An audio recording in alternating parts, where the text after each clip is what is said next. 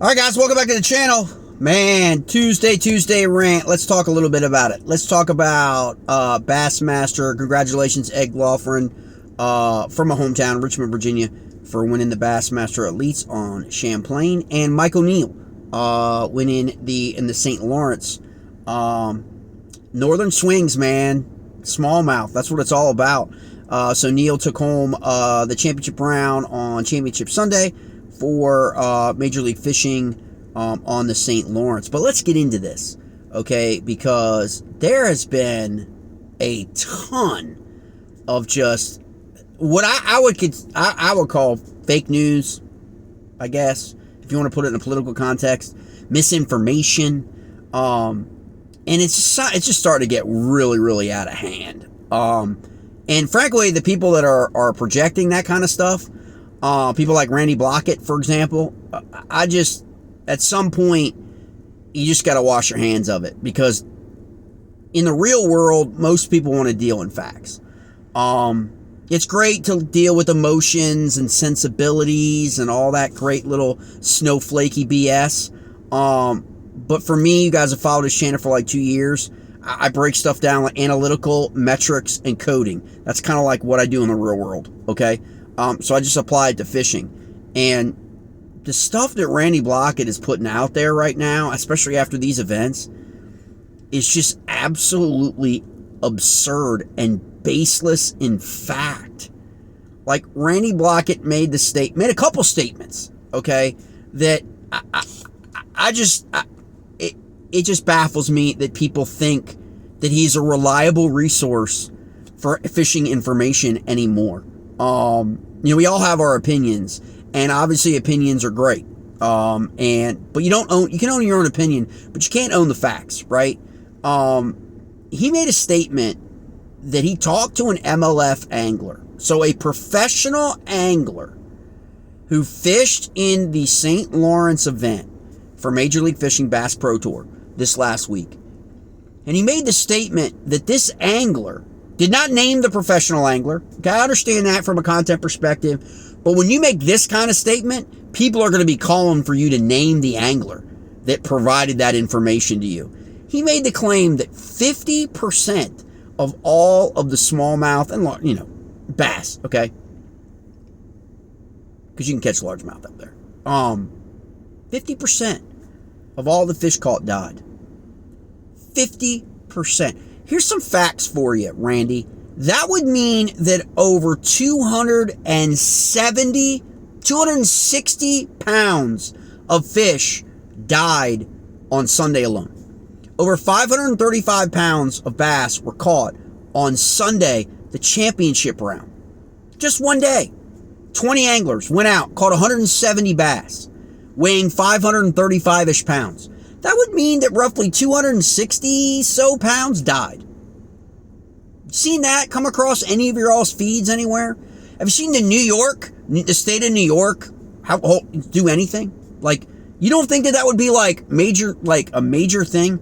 That if 250 pounds a day for 4 or 5 days straight died on the St. Lawrence River, that the New York State wouldn't be up in arms, the Canadians wouldn't be up in arms, like there wouldn't be like some kind of major like controversy?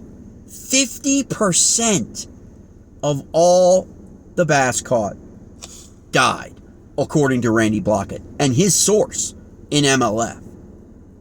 Think about how ridiculous that sounds. Do fish die? Yes. Is there a problem, a fizzing problem and all that with deep water thermoclines and deep water, small? Yes, it happens, okay? There's no denying that from a conservation standpoint. It happens. We've seen it happen at Cayuga. We've seen it happen at Oneida. It just doesn't happen at like St. Lawrence or Champlain, okay? These things do happen. But 50% is what Randy said. 50% of all the bass caught. And of course, all of those bass were caught, and the anglers are at fault because all those bass died because they used forward facing sonar. That's his shtick. That's all of Randy's shtick right there. Is that forward facing sonar is the reason why all this is happening. And that statement number 2, Randy Blaukat, baseless in fact. Okay? No supportive evidence to support these claims at all. Says that catch rates are declining on the St. Lawrence. Really? Let's take a look at that. Now, you have to qualify sometimes when you qualify certain events, right? Because fishing on the St. Lawrence River in the spring, okay, is a lot different than fishing on the St. Lawrence on the river in June, which is a way different than fishing in the St. Lawrence River in August, okay? So when you talk about events catching less or catching more, you have to compare from an analytical perspective, apples and apples, right? So yes, there have been occasions where on the St. Lawrence, if you look at the Bassmaster Elites, who are heading to the St. Lawrence, and I believe they actually are going to have Ontario open, so they'll also be able to fish Lake Ontario, okay? It hasn't declined at all, Randy. I don't even know what you're even looking at. Like, whoever is, like, whatever, because you clearly have not followed the Bassmaster Elite events on St. Lawrence since 2015. Okay? Like, so if you look at it, in 2015, Edwin Evers won the event in July with 70. This is the winning day, okay? This isn't the week. So we're just looking at the championship, right? The last day of fishing, the final, okay? We're just looking at that. We're not looking at all of the fish caught, okay? To get a snapshot of this whole, like, statement that Forward Facing Sonar is causing a decline in fish catching. False, false, false. How do we know that? The metrics of the events and the data from the events. How many fish are caught in the events? The championship round of the event. 2015, in July, Edwin Evers won the Bassmaster Elite on St. Lawrence with 77 pounds. Okay? In 2017, Kevin Van Dam won the event on the St. Lawrence with 90 pounds. Josh Bertrand won in 2018, then following year, okay, with 95. His event was in August. Edwin and Kevin, they won in July. So in August, at that point, 95 pounds was the top dog, okay, for the northern swing. Okay? Then in 2019, 87 pounds. 2020, it went back to July. So in 2020, okay, Micah freaking caught what? 87 pounds. Okay? Like, here's it. Chris Johnston, 97 pounds in July of 2020. Okay? Again, what are we talking about? July compared to August, right? July 2021, Taco Ito, boom, 90 pounds. Okay? July 2022, Jay won it with 102 pounds. Okay? Century mark for the championship. And then in 2023, Patrick Walters hit it out of the park with 105 pounds. Okay? I mean, can we, like, just look at, like, that's just Bassmaster Elites. That's not even MLF. Now, everybody remembers 2021, Jacob Wheeler, MLF. He knocked it out of the park with 129 pounds in a June event on the St. Lawrence River. But during that event, on a previous day, he hit 165 pounds. All right? And so because Mike O'Neill, in August, okay, which doesn't perform as well as July, typically, okay, most smallie people know this in the Northeast, all right? Mike O'Neill won on Sunday with 88.14 pounds. So therefore, oh my God, Forward Facing Sonar has to be the culprit as to why there was only 88 pounds caught on Sunday, the last day of championship round, delivering Mike O'Neill the victory. When we're totally discounting the fact it was an August event, not a July or a June event, okay? When typically we see higher catch rates in those months as opposed to August. So as far as August goes, if you look at 2018 with Josh Bertrand, 2019 with Micah Score, okay, Mike O'Neill is like right in the same ballpark for that fishery in August, as opposed to July, where we have seen a lot of bang out numbers. You know what I mean, in terms of that. So like you gotta like play that, like, you know, anything between 85 and 100 pounds on the last day is still an incredible day. And I don't think you can like point, you can label Forward Facing Sonar live scope is somehow contributing to a decline in catch rates on the St. Lawrence or even Cayuga if you look at what's going on this year. You just have to simply take a step back and look at what the agenda is. Okay? Randy Blaukat is beginning with the end in mind. Okay? That is a philosophy that people use in argumentative and conversational debates. Okay? His end is forward facing sonar is bad. So he sees everything through that lens. Okay? He's not objective. He's not looking at analytics. He's not looking at data. He's not looking at tournament results. He's taking it on emotion and sensibility and a snapshot. Well, Michael Neal only caught 88 pounds on Sunday, so oh my God, forward-facing sonar is causing a decline in our fish catches in our smallmouth fisheries on the northern swing. And now Bassmaster is going back to St. Lawrence, following MLF. And MLF, so on the one hand, he says the fish catch rates were down because of forward-facing sonar. And then on the other hand, he says Bassmaster's not going to catch as much fish because MLF was just there and they blew it all out. Well, which is it, Randy? I mean, explain to everyone. Like, first of all, Bass has got different water open than MLF did, from what I understand. Okay? So that puts a lot of other stuff in play for Bassmaster heading there, as opposed to MLF this last week. Bass coming right off Lake Champlain on that swing with Ed's performance, right in line, if not better than some other Champlain events. And so, again, it's out there. Maybe it's clickbait, maybe it's whatever, but for me, it's just misinformation. It's not rooted in fundamental analysis of what's really happening. If you look at the metrics of the events, who's catching fish, the cut lines for events, the knockout rounds for MLF, and then the championship round, I mean, we just got to get real. We got to keep it real. Randy doesn't keep it real, okay? Randy plays emotion and sensibilities with his audience that is clearly anti-forward facing sonar, and it's just like politics. He's just feeding that audience. He's not really debating anybody. He's not really making a broader argument to the case. Bass obviously had their meetings while on Champlain to determine what's going to happen in the tournament series next year with forward facing sonar, and whatever they decide to do, Randy's going to take the win because he feels like he's the anointed one, to push back against how forward facing sonar, aka the cheater box, is ruining bass fishing, when in reality, nobody you talk to that you meet at the ramp or the dock in real America. Now, I'm not talking about tournament anglers. I'm not talking about that whole controversy for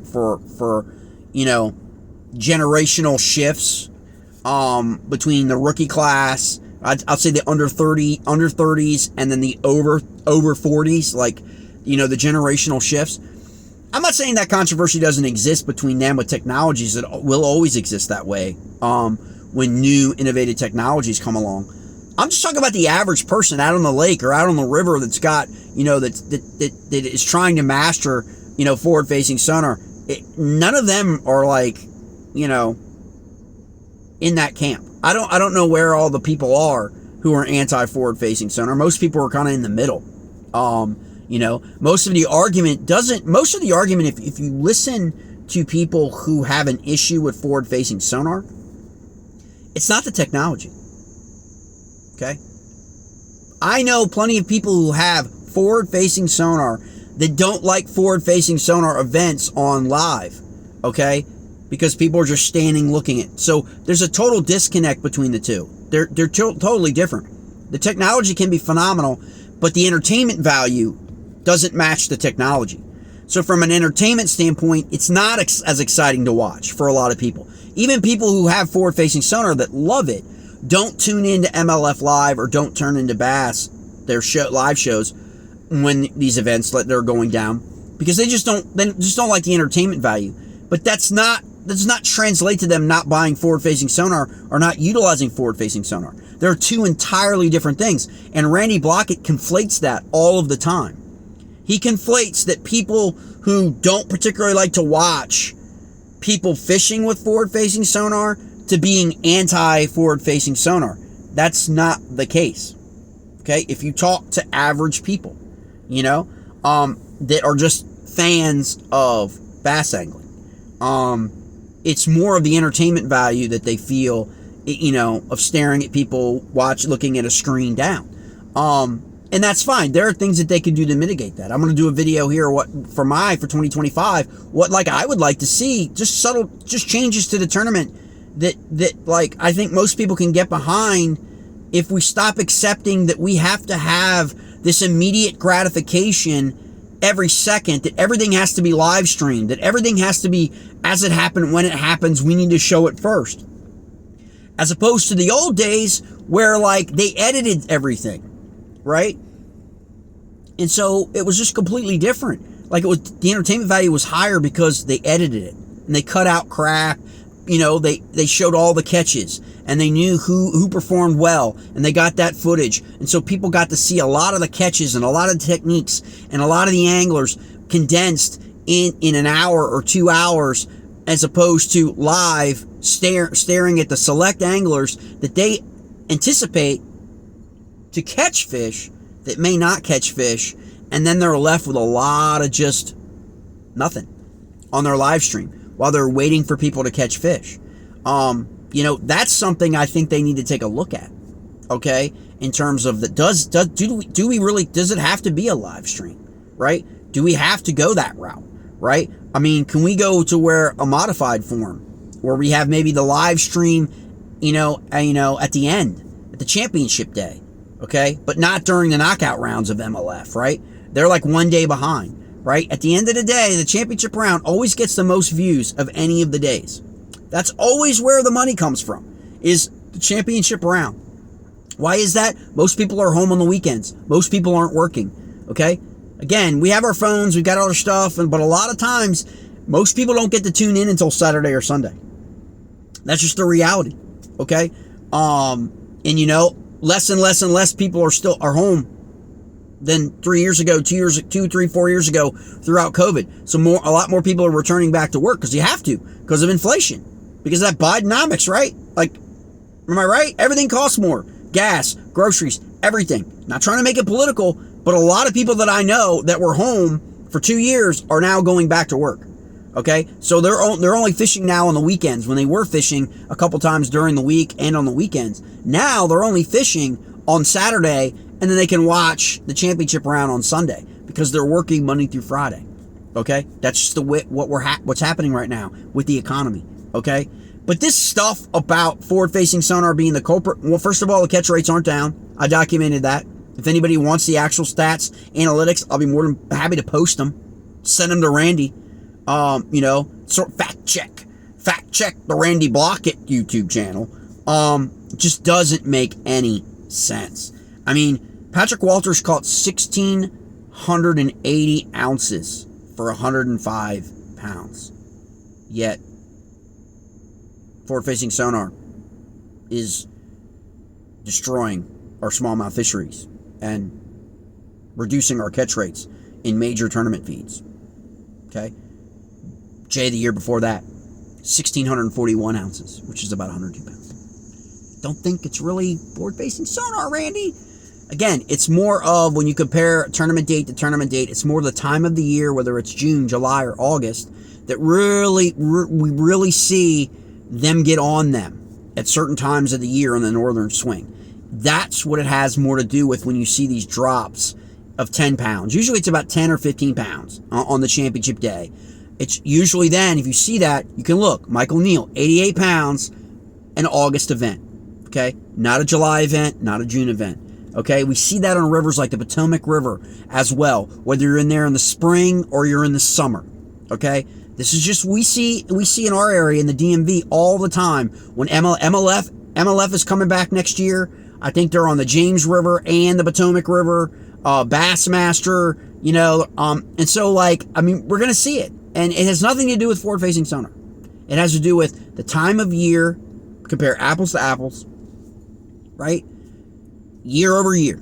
And the metrics here show that on the St. Lawrence River, bass catches are not declining at all. If you look at the averages and if you look at the actual metrics and the anglers who won events, again, and this was just Sunday. This was just Saturday or Sunday, the last day in terms of the championship round, demonstrating these numbers. And you can go extrapolate the 2, 3, 4 days prior to that, how many fish got caught, and compare them to previous years. And I will tell you, Randy, catch rates are not declining on the St. Lawrence. They are not declining on Cayuga. Okay? They're not. All right? And so, again, trying to use something to then begin with the end in mind and link it to Forward Facing Sonar and make Forward Facing Sonar the villain, just really is based in complete misinformation. Like and subscribe. Let's get to 30,000 this year by the end of the year. That's kind of what we want to do here in the fall. It's usually our best time of the year because we get a lot of fishing in the fall for smallmouth when most people are not fishing. So we get a lot more views, a lot more engagement in the fall, and hopefully we can get to, before the end of the year, that 30,000 subscribers, here on the channel. Like and subscribe, comment, let me know what you think about this Forward Facing Sonar mess and all these like just ridiculous like assertions about catch rates and conservation. I'm a big conservation guy. I understand that there are instances in which smallmouth, are not surviving, but it's not 50%. 50%. If Randy was right, that would mean that between 800 and 1,000 pounds of bass died on the St. Lawrence River last week. Think about how absurd that sounds. And then go over on his channel and engage him and just tell him how absurd that is. Okay? Because that clearly would draw the attention of everybody in the fishing industry if that was true. All right, guys. Again, like and subscribe. I'll see you next time.